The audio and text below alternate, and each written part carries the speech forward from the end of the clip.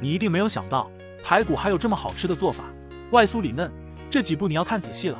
剁好的排骨加1勺盐，用清水浸泡半个小时，这样不仅可以软化肉质，还能泡出排骨的脏东西。这个时候你可以张大嘴巴看看，是不是？